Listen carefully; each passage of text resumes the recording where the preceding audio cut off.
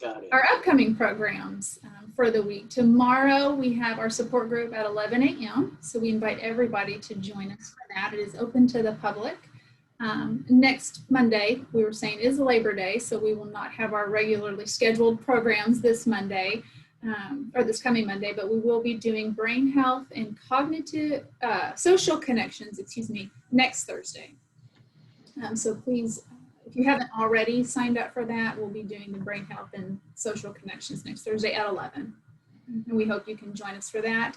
And of course, our support groups on Wednesdays and Fridays next week as well.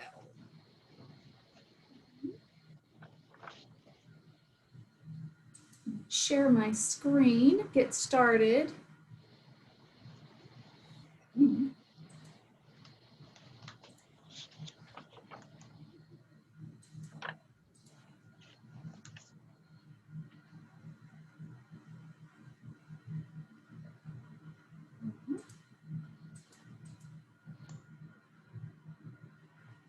Yes.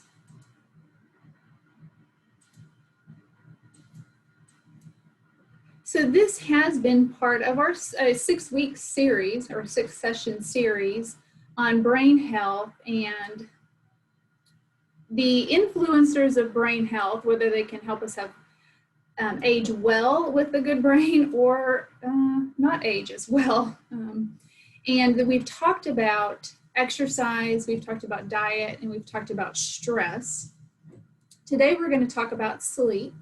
And the importance of sleep as we age, not just for our entire bodies, but particularly for our brain. It is incredibly important. What's that? Like I said, next week we'll talk about social connections, and then we'll talk about brain health and cognitive fitness the following week. And if you've missed some of these already, they are on our YouTube channel. So if you want to go back and watch one or rewatch one of these, please visit our YouTube channel, and they are all there. And as we do them, they'll be downloaded to the YouTube channel as well.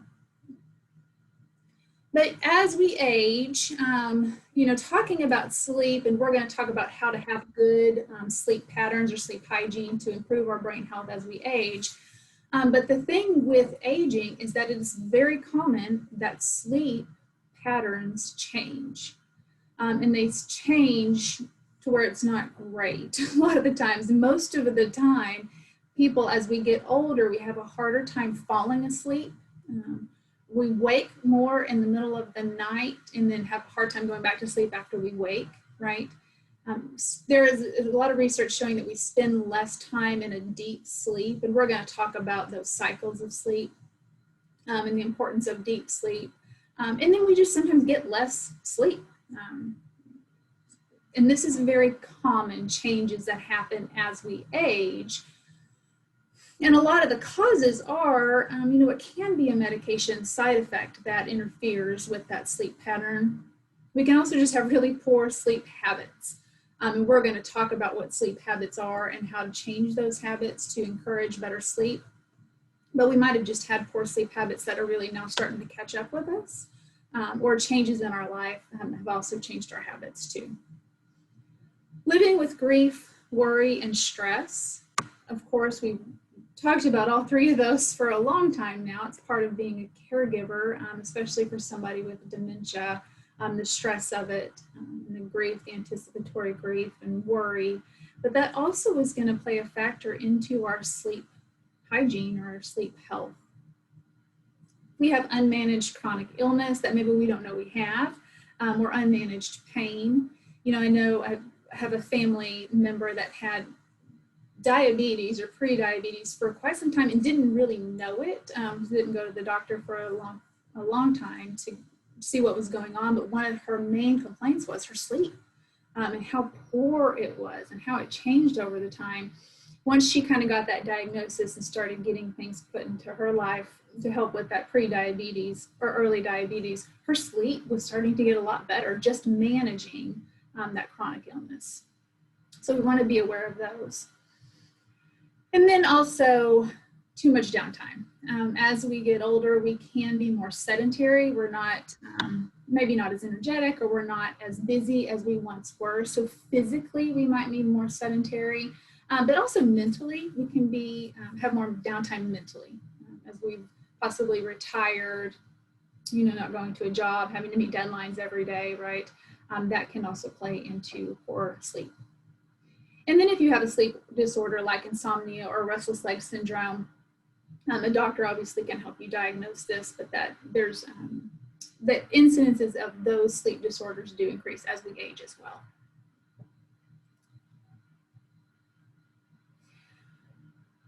What happens when we sleep, what happens in our brain when we sleep is different parts of the brain turn on and turn off. So when we go to sleep, we know that the brain restores itself and the body restores itself. Muscle tissue starts to restore itself, or it strengthens or gets rest when we go to sleep.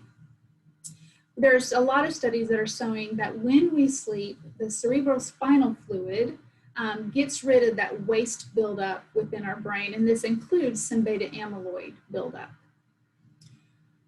And the beta-amyloid is a protein that becomes toxic in those individuals that have Alzheimer's disease. So there's a buildup of it, a toxic buildup. We all have this protein in ours, but what happens with Alzheimer's disease is somehow that protein becomes toxic, and there's a buildup of it that causes plaques and tangles that you may have heard of. So we want to make sure that we're getting good sleep. So we do flush out some of that beta amyloid, but also some other waste, the cell waste that can build up in our brains as well. And we talked about antioxidants and how it acts as the trash man to get the cellular waste out of our bodies. And how it gets out of our brain is at night, it flips on and it comes through that cerebrospinal fluid, and then we can eliminate it throughout the day with our bodies. And other studies say the restorative function of sleep can be due to the switching of the brain, the switching on and off of the brain into a state that facilitates the clearance of waste that accumulates during wakefulness. Sleep also helps us take the information from the day, that new information or memories or things we want to remember, from our hippocampus, which is that short-term memory. So all that information we've taken in from the day kind of stays in our hippocampus, and they're suggesting that when we go to sleep, that's when the hippocampus takes that information and stores it in the brain where it needs to go, whether it's the frontal cortex or wherever it needs to go. So we're taking those memories and all that information, it gets stored properly in our brain when we're asleep. And it emerges new information with existing information that we have to help with our problem solving and help solidify memories as well. Solidify and process fact-based memories, procedural memories, it reinforces procedural memories, and helps us process those emotional memories as well. And the chemicals that are released to strengthen our immune system also happens when we're asleep. So these things happen when we're asleep as opposed to when we're awake. So we want to make sure we're getting good quality sleep and enough sleep for all this to happen. In 2009, a study of mice in the Journal of Science, researchers found that sleep deprivation increases the concentration of those harmful plaques in the brain, and that's that beta amyloid I just mentioned. And I put this on there. I know it's a little bit of an older study, but they also use mice to do a lot of studies for Alzheimer's and dementia research. So I found that somewhat important or informational that they're finding the same things in mice of that toxic plaque buildup in the brain. And sleep deprivation can slow our thinking, can affect our mood, and puts us at greater risk for developing dementia. And I know, and I'm saying sleep deprivation, and this is, we are not getting enough sleep, or when we wake up, we don't feel rested, or we don't feel like we've been restored or energetic, and it lasts throughout the day. So we're groggy throughout the day. Maybe we have that brain fog throughout the day, is what really sleep deprivation means. We're not getting the sleep we need. It also can increase our inflammation. And chronic inflammation increases our risk for heart disease, diabetes, stroke, cancer, dementia, you name it. And then scientists are thinking that insomnia can be related to a problem with your body's hormone-making system, and our hormones are released, from our brain. And there's a lot of hormones that are released from our brain as we go to sleep as well, but also during the day. But a lack of sleep can mess with those levels, the hormones that control our hunger. And if you think the times that we have been really sleepy or sleep deprived, we're not that great at making good diet choices. I know I'm not the only one. It's harder for me to resist temptation when I crave foods that are not great for me, right? And a lot of that has to do with the hormones that are being released from the lack of sleep that we have. So, or it can change the hormone levels, excuse me, in our brain.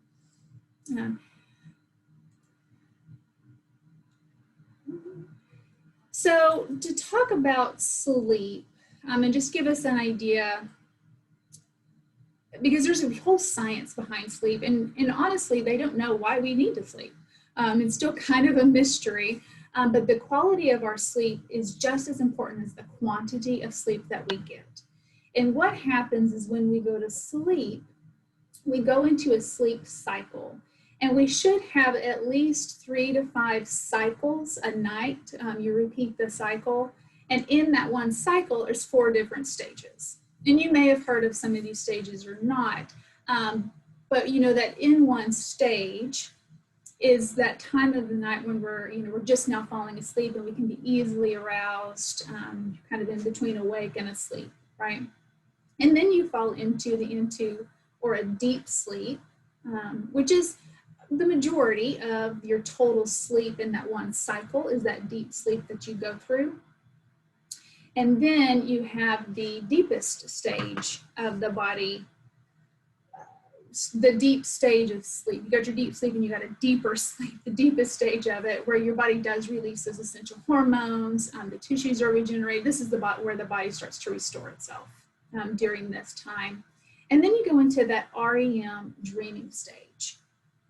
And this is important for brain health because the science has shown, or studies have shown, that brain activity is heightened during this stage of one sleep cycle. And they've shown this is probably where you consolidate your information, all that new information you take, and it gets stored in the right area.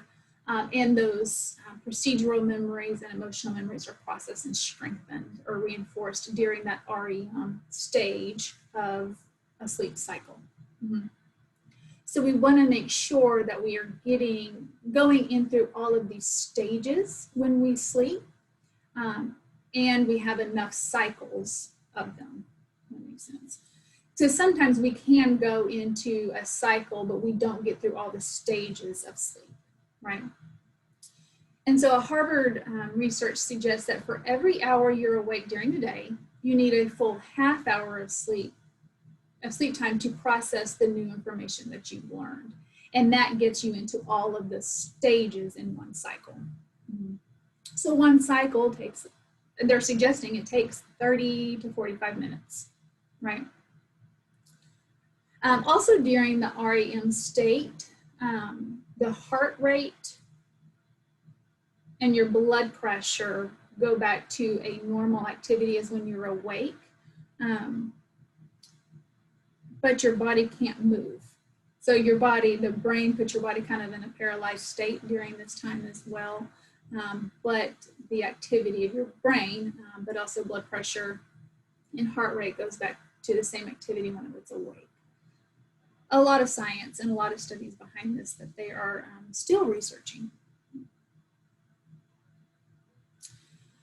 So to make sure that we are getting good quality sleep, or that when we go to sleep, we enter all of those stages and we're getting in at least 30 cycles in when we're asleep, right? We want to talk about improving our sleep hygiene or our sleep routine.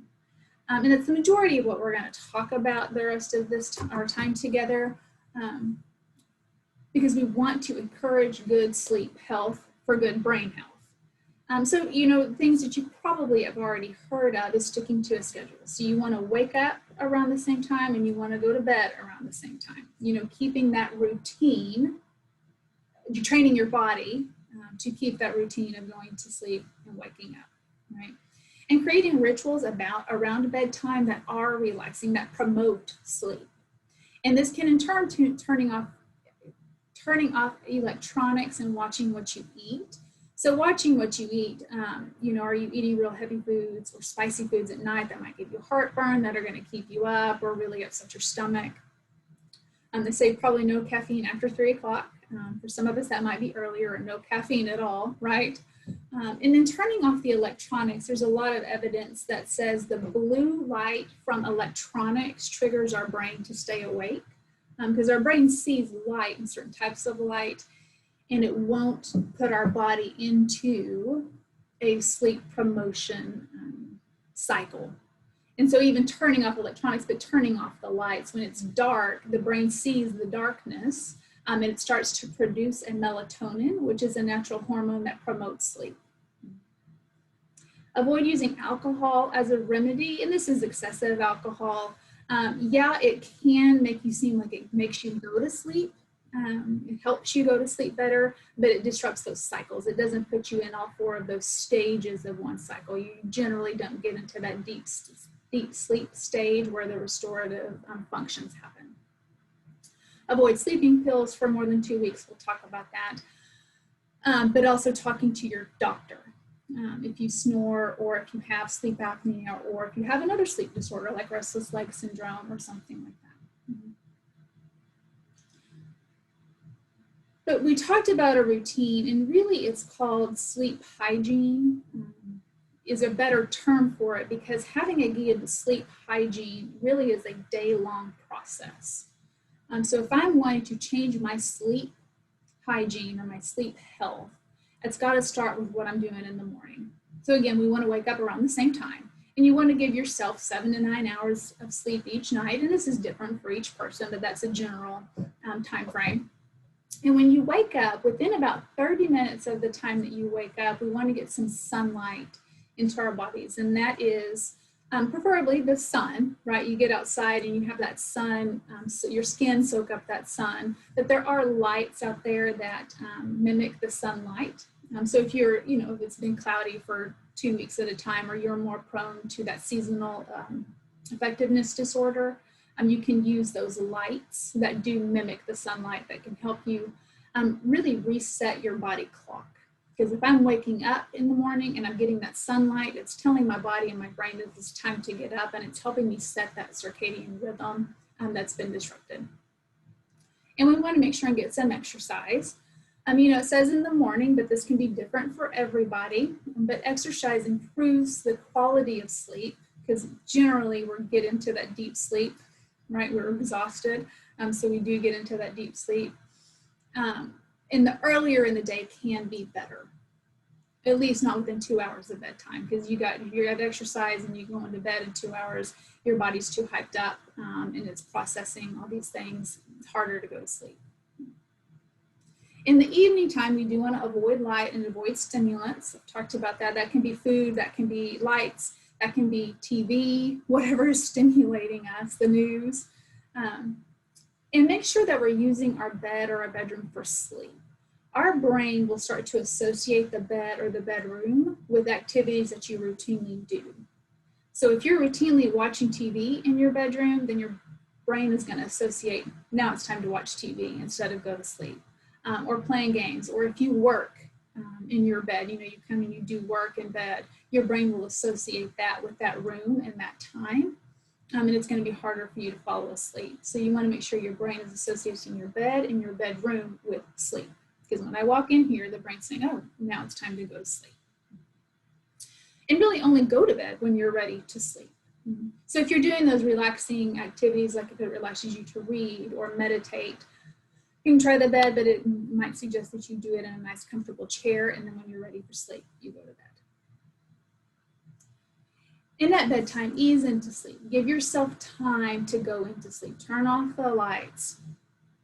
Do a relaxing activity. Make it a nice, calm, relaxing time to ease into the sleep.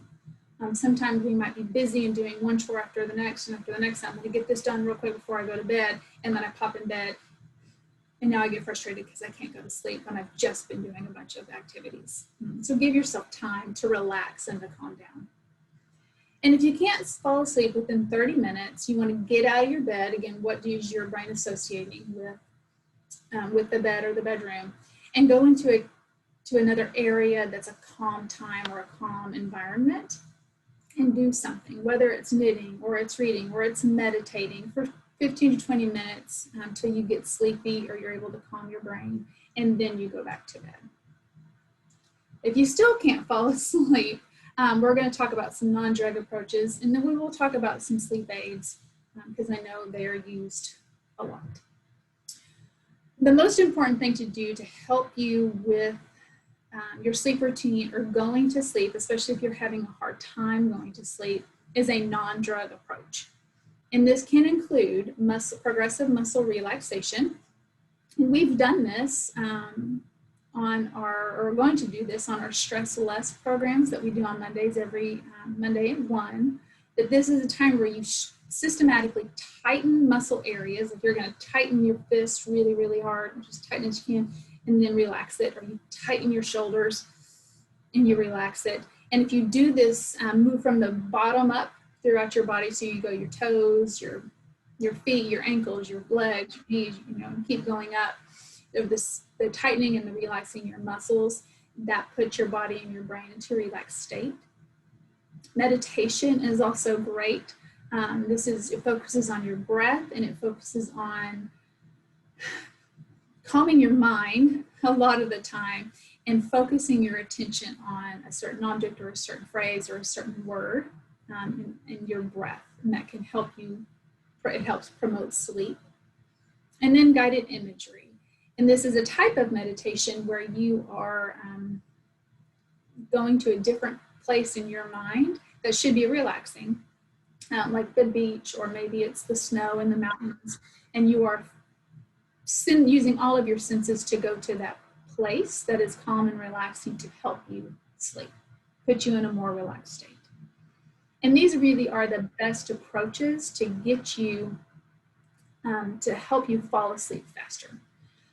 Now, I will say, with this sleep hygiene that we just talked about, starting in the morning and going through the afternoon, the evening, and even these approaches, if you're having a hard time falling asleep, you will have to practice the sleep hygiene, the day-long process, for at least 28 to 30 days. Because this is a habit. You don't expect for you to do it one day and that you fall asleep and you have great sleep. Your body has to train itself, and your brain has to train itself to do this before you start to see any positive effects of it. So please don't say, I'm going to do this for 2 days and you didn't see any difference and then give up on it. You need to at least give it 28 to 38 days, if not even longer than that, to see the positive effects it has for your sleep health.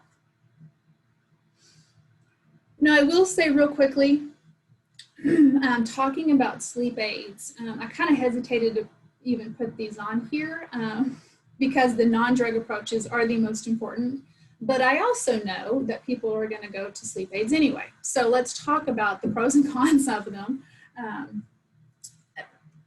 And it's the over-the-counter sleep aids is what we want to talk about. And this is when all else fails. You really have tried everything else. And you've even talked to a doctor, right?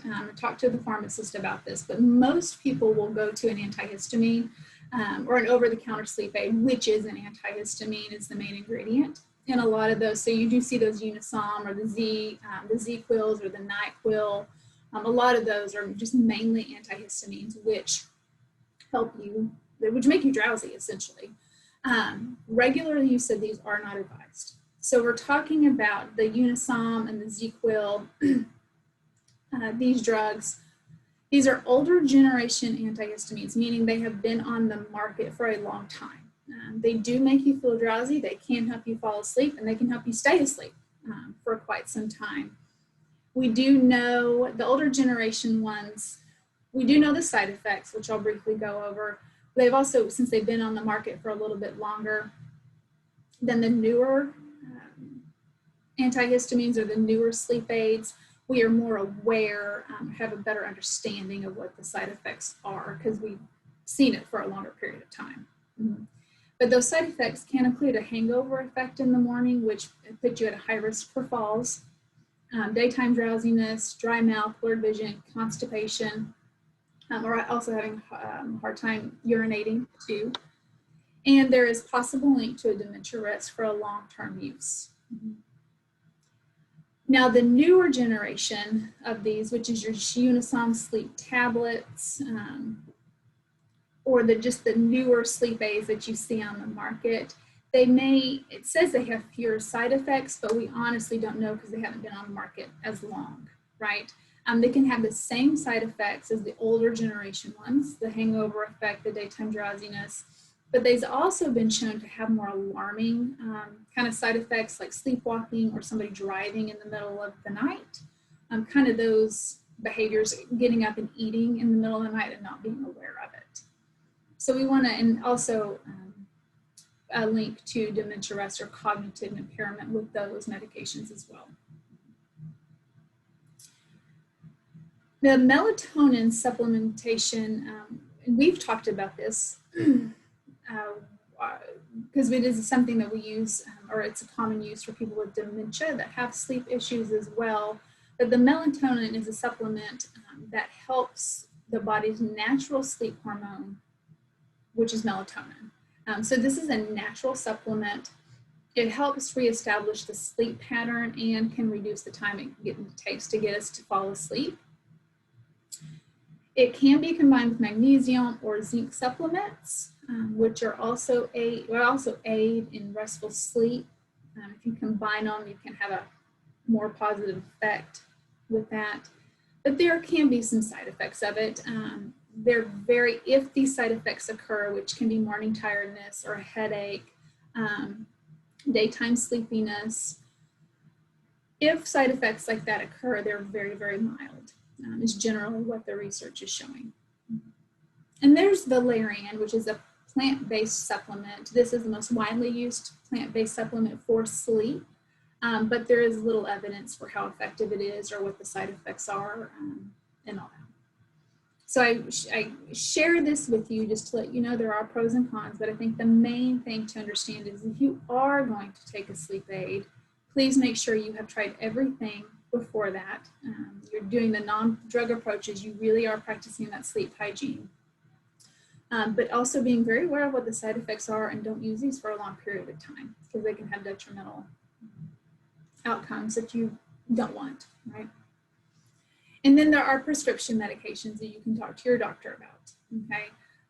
And they will prescribe these with you or for you, but you really want to ask a lot of questions about what the side effects are and weigh those against the benefits of them.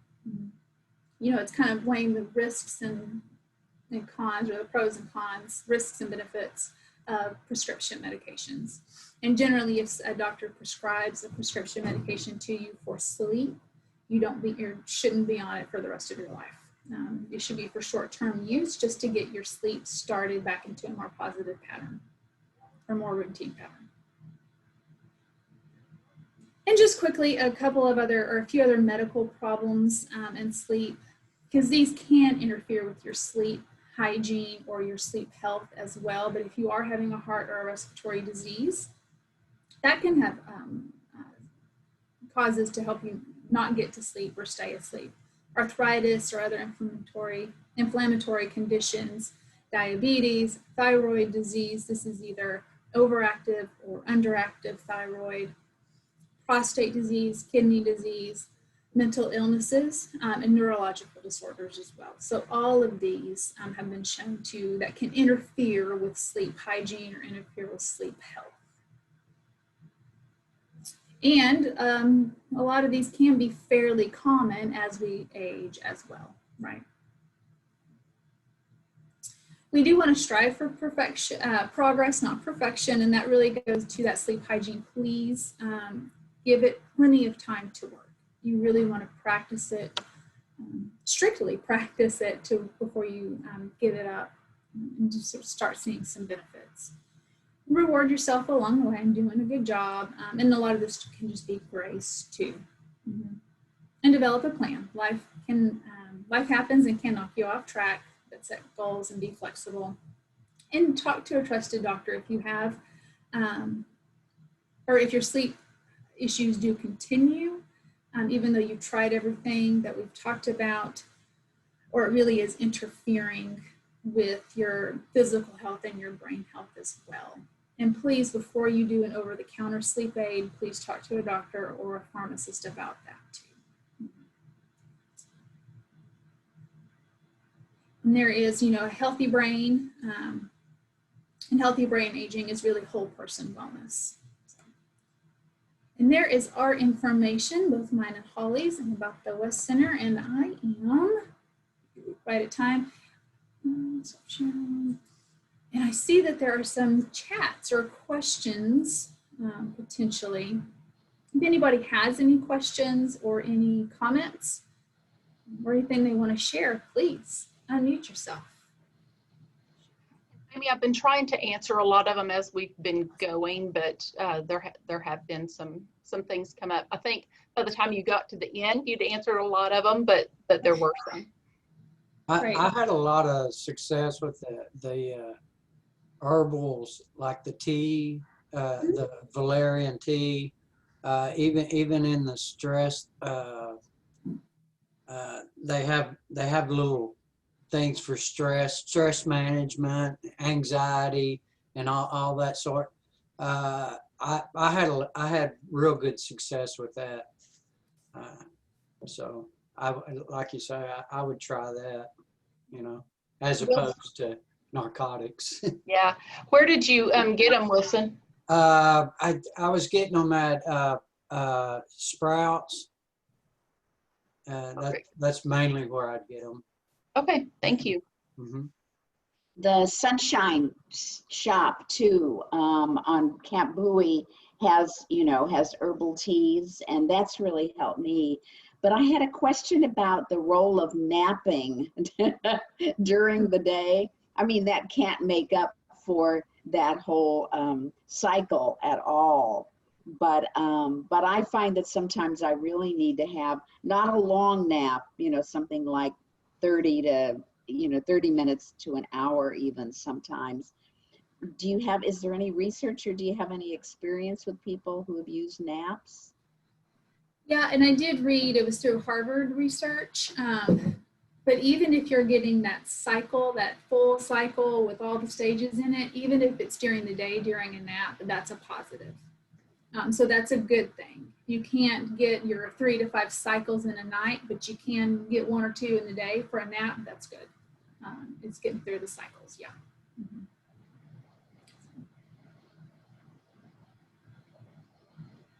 Some of the comments were on if you couldn't sleep was to get up and fold clothes.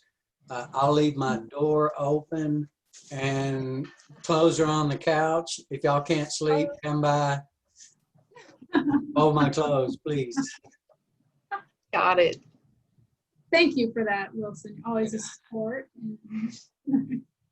Oh, and good. we were talking about sound machines, just kind of briefly, we're talking about the rain, but sometimes a sound machine can help create that calming atmosphere or help drown out any distractions or noise that you might be hearing from something else. I know I have to have a fan on that's really loud for me to sleep, or a sound machine if I don't have a fan, or I can't sleep. It's too hard, so. And Jamie, on Monday, we did on our stress technique this week, we did guided imagery. And I had talked about with guided imagery, you can use guided imagery to go to sleep. And it's where you're kind of going to another place. You're experiencing another place. I'm on the beach. Here's what it sounds like. Here's what it feels like. Here's what it smells like.